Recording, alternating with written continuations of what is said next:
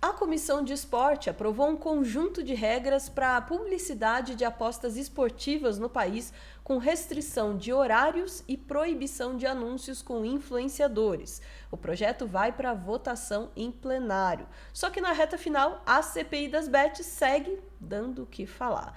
John Vlogs esclarece o motivo da ausência e Virgínia Fonseca até anunciou uma separação. Tá parecendo uma novela isso aí. Será que é cortina de fumaça, hein? Qual a relação disso tudo com a CPI das bets? Vamos descobrir agora com a nossa Daiane Oliveira aqui no Plantão no Meteoro. Bora lá!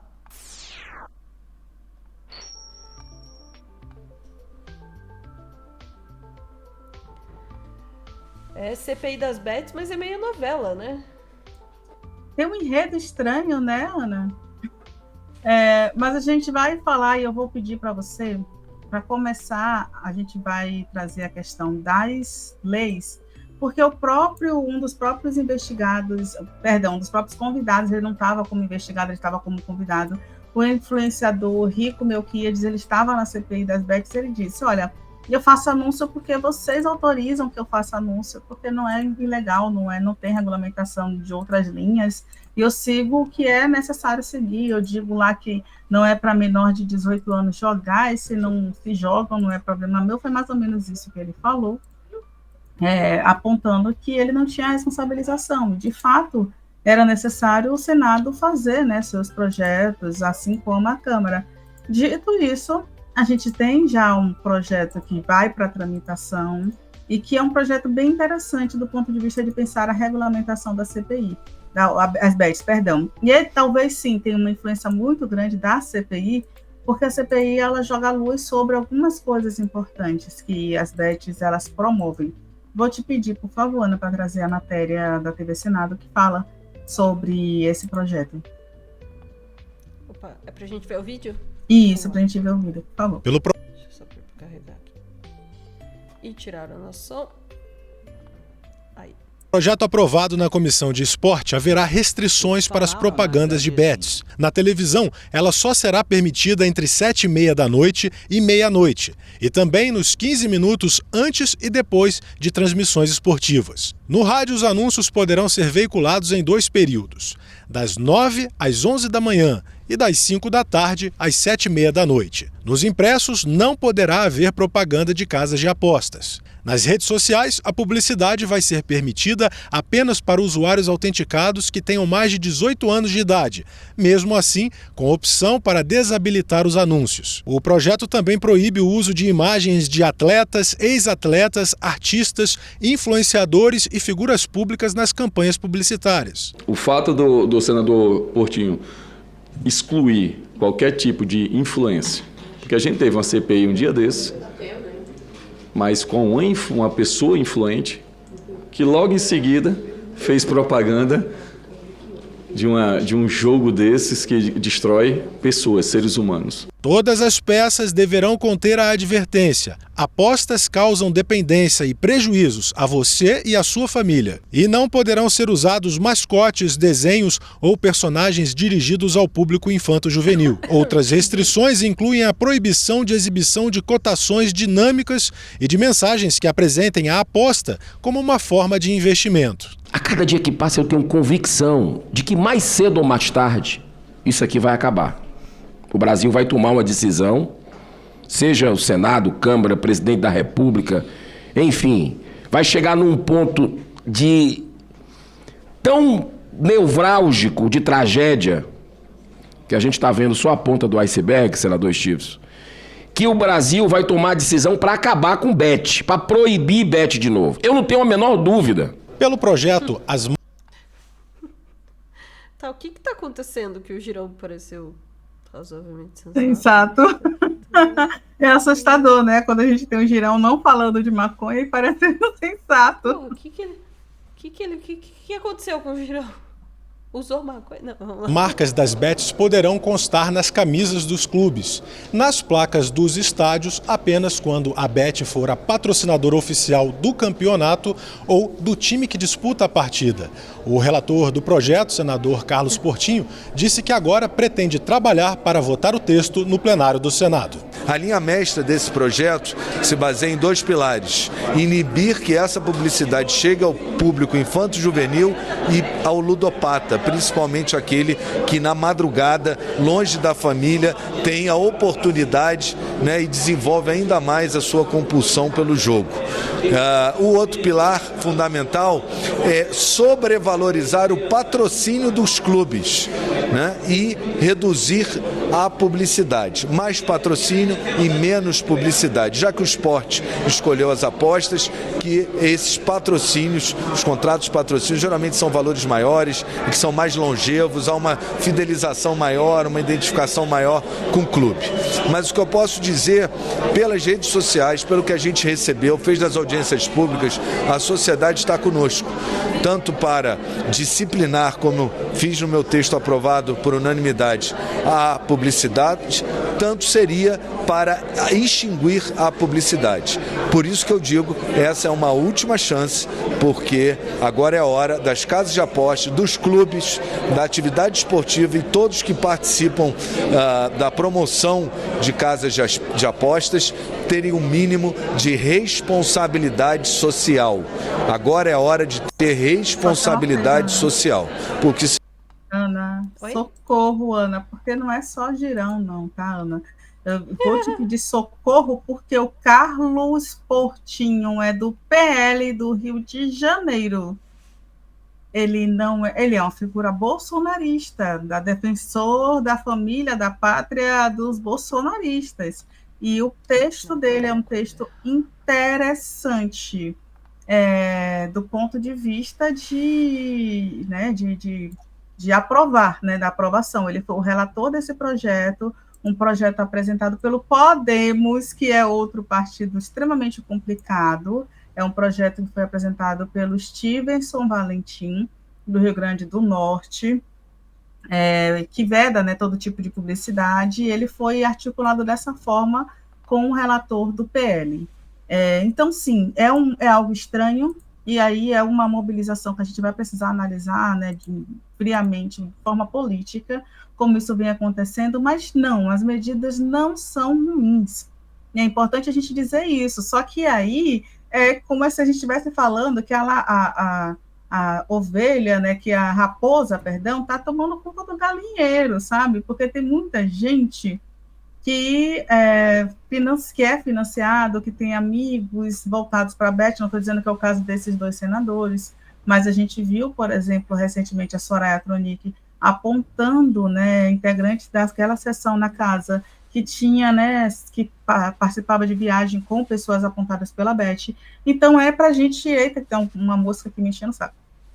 É para a gente ficar de olho no que está acontecendo, porque essa mobilização ela pode, inclusive, ser voltada, revertida para um tipo de legalização que continuará sendo danosa para a população. Quando você vê alguém do PL pedindo responsabilidade social, você precisa prestar atenção no que está acontecendo. E você vê Girão como uma pessoa sensata, você diz, epa, algo de errado não está certo. Porque eles estão levando, certamente, investida dos líderes religiosos, de outras mobilizações ali, eles estão precisando ali fazer uma medida populista, mas ninguém está querendo perder dinheiro, inclusive mexendo no dinheiro dos influenciadores, dos amigos, de pessoas da família, de amiguinhos, inclusive como a gente está falando de pessoas como Neymar, como Ronaldo Fenômeno, como Galvão Bueno, que anunciam bets. A gente está falando de algo de muito maior, até a emissora Globo, por exemplo. Dito isso, Ana, tem uma outra questão, que a CPI das bets fez o seguinte, a gente já falou que o John Vlogs, por exemplo, ele foi apontado como não só um convidado, mas alguém que estaria ali envolvido, de acordo com a CPI, seria um sócio oculto de uma bet, e ele foi lá nas redes sociais dele, nos stories, falar que ele não compareceu à CPI porque ele foi avisado de véspera, ele estava trabalhando. A imprensa soube, na segunda-feira, mas ele disse, né, que foi avisado de véspera. A gente não tem como comprovar isso, né, só indo lá olhar quando ele recebeu a notificação, e de fato ele é obrigado a ir após a notificação legal, tem todo um processo aí legal, mas vamos assistir o que ele fala nos stories dele lá no Instagram, por favor. Vamos lá, eu queria E ele- deixar claro aqui o sacrifício que eu tô fazendo, ó. Expor meu nome aqui. Porra, Eu fiz isso Posso? também, viu? Pode. é. Eu vou falar para vocês sobre um pouquinho das notícias. Ih, tá travando. Ah, Ele que não pena. gostou. Eu tava tocando até agora há pouco. É. Peraí. Calma. Que estão rolando, sobre Não. John Vlog, sobre CPI e tudo mais, mas Ô, não. Pronto. Vamos Não tentar quer. carregar de volta. Eu vou te pedir para botar só o terceiro. Não, se ele não quer, tudo bem. Não? Tá Vou bom. te pedir para deixar o terceiro história, né? Só o terceiro que é. Vou pedir para avançar. Esse aí, pronto. Esse aqui? Pronto, isso aí, exatamente. É pedir para pausar, a gente vai ler esse daí, porque ele vai falar: olha, meus advogados estiveram, eu fui avisado de véspera, eu não pude ir, infelizmente, etc e tal, mas eu não estou foragido, eu não fugi, foi justificado, meus advogados fizeram toda a justificativa.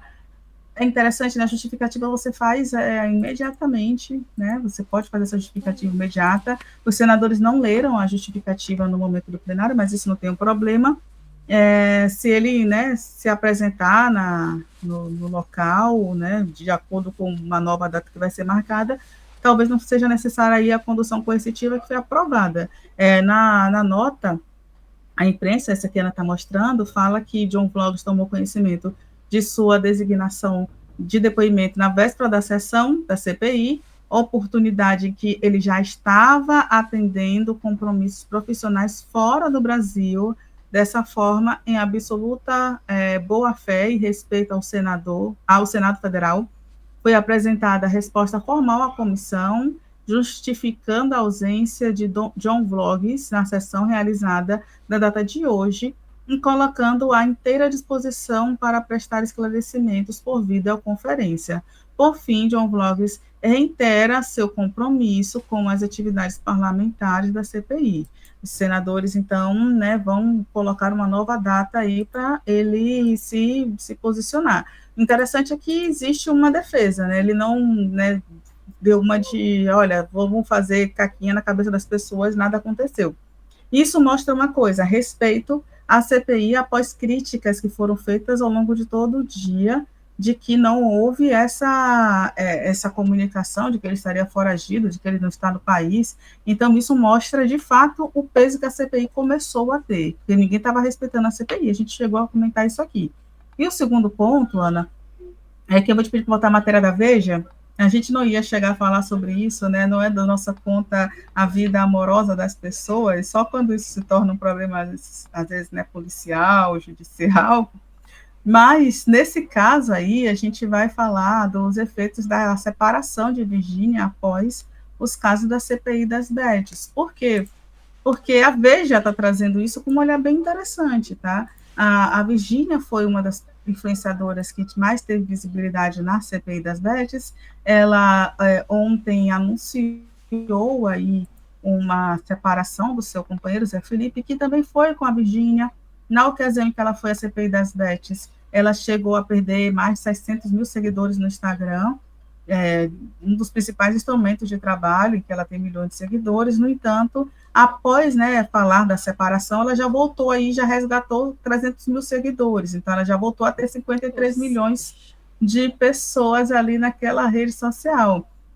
O especialista, né, Edmar Bula, ele fez uma análise para a coluna Gente, entre aspas, falando o seguinte: quando se tem relevância suficiente para atingir milhões de pessoas, o impacto é proporcional à audiência. A postura de um influencer em espaços públicos, como foi o da Virgínia na CPI, vai muito além da escolha de roupa ou do tom de voz, é um reflexo da responsabilidade que ela carrega. Ignorar o peso dessas atitudes é subestimar o poder real dessas vozes sobre o comportamento coletivo.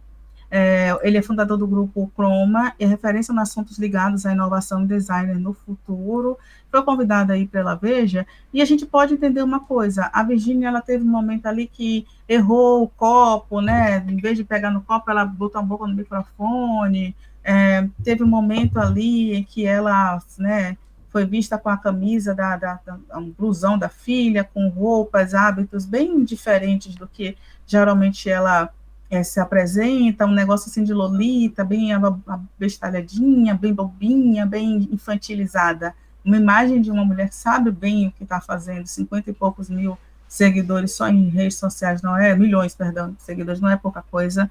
E o especialista fala que vivemos uma sociedade movida pela pressa do agora e pela busca imediata por recompensa. Nesse cenário, redes sociais se tornam um terreno fértil para normalizar hábitos potencialmente destrutivos, como jogos de azar. Promover esse tipo de conteúdo não é apenas uma ação comercial, é um risco social. E precisamos parar de normalizar o entretenimento que adoece. Eu concordo plenamente com ele. E aí, resta a gente entender, né? De fato, foi uma separação ou foi uma cortina de fumaça? Os especialistas estão tentando aí fazer essa análise.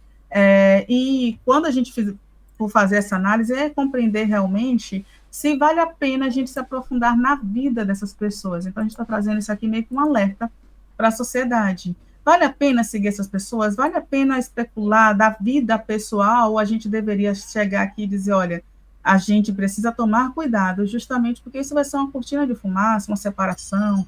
A vida pessoal das pessoas chega a ser uma cortina de fumaça para não responsabilizar pessoas em outras esferas. A Virgínia vinha levando porrada pelo comportamento da CPI nas Bets, vinha levando porrada pela sua estreia ali na Grande Rio, em que, inclusive, ela é acusada de racismo religioso, porque, de acordo com pessoas ligadas à escola de samba, ela teria pedido para, no momento que está ali na escola, no barracão, não tocarem enredos que tenham ali nomes de figuras de orixás, como Exu, que foi um enredo de 2022, seríssimo, a gente fez um corte sobre isso.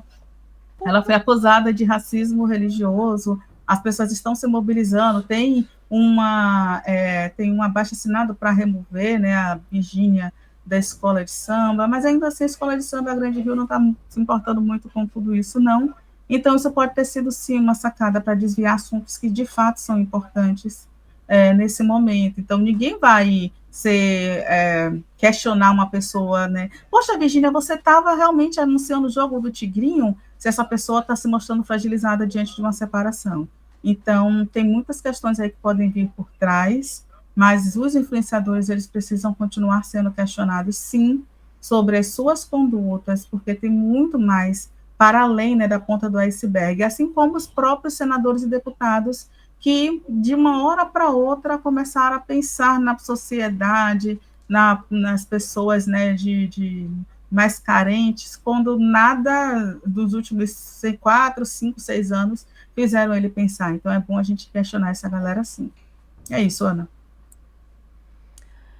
Eu acho que o alerta é extremamente válido, Dai. O comportamento da Virgínia na CPI das Bets foi um show de horrores, assim, em muitos sentidos, especialmente nessa, né, no que pareceu ali uma tentativa de manipulação de marketing, entende? Da situação toda, assim, né? Como ela usou aquilo tudo para autopromoção. E com a conivência, inclusive, né, dos participantes ali da CPI também, com o apoio deles, né? Então, assim, não é de se espantar que nesse momento de um anúncio desse de separação, as pessoas se perguntem também, pera, isso aí também não é estratégia de marketing? Veja, aí eu acho que é a parte mais interessante da coisa. Se ela tá separando ou não tá separando, se traiu, se não traiu, pouco me importa, sinceramente, né? Mas interessa que haja uma manipulação aí da atenção das pessoas para desviar, né? Haja essa possibilidade, né, de que haja uma manipulação da atenção das pessoas para desviar a atenção depois do fiasco ali, que foi aquela participação na CPI das Bets. De novo, fiasco para todos os envolvidos ali. Enfim, sobre a participação ali do John Vlogs, eu acho que não tem. Isso era uma questão ali para resolver com advogados ali, porque, né, não foi o que foi informado pela CPI, agora eles que se entendam ali entre advogados. Também virou uma questão judicial ali, pelo que eles falaram na CPI, ele simplesmente não apareceu. Ele pode estar de fato alegando ali, né, que não foi não sei se é o termo intimado, né, não houve ali uma comunicação oficial, alguma coisa assim, mas é uma coisa que eles têm que se ver ali entre eles. O que não pode é passar pano e dizer, então tá tudo bem, não precisa mais vir não, tá? Porque precisa de fato, né? E se não for, eu diria, mantém-se a mesma coisa que foi decidida ali na CPI. Se não for, vem por condução coercitiva, né? A questão é que é muito importante que ele participe, faça esse esclarecimento ali. Agora, tô indo de trás para frente na notícia. Sobre a coisa da legislação, ali da propaganda e tal, é muito esquisito. É muito esquisito. Tem vários fatores aí. De fato, a gente já falou faz muito tempo que existe uma pressão da bancada evangélica contra as bets, né? Que muita gente atribui aí a um potencial né, de concorrência pelo dinheiro do fiel. Tá? É isso, né? Mas de fato há um posicionamento claro. Se você perguntar para a bancada evangélica, eles vão dizer que é por motivos morais e tudo mais, né? Enfim. Mas seja como for, há essa oposição já colocada faz tempo ali da bancada evangélica contra as bets. Agora, daquele último discurso ali que falava, não, a gente vai regulamentar a propaganda, aí só vai poder a propaganda nos estádios de quem patrocina o campeonato ou patrocina o time. Acendeu uma luzinha. Acendeu uma luzinha aqui, né? Essa regulamentação aí, ela favorece muito determinadas empresas de bets, né? E favorece uma redução na concorrência também. Aí você já começa a olhar para essa regulamentação com outros olhos, né? Tem regulamentação e regulamentação. Eu não acredito que eu vou dizer isso, mas eu seria mais da linha do Girão por motivos completamente diferentes, obviamente, né? Eu acho que tinha que proibir bet, tá? Isso sempre foi meu posicionamento, tem que proibir bet. Não tem motivo, sabe?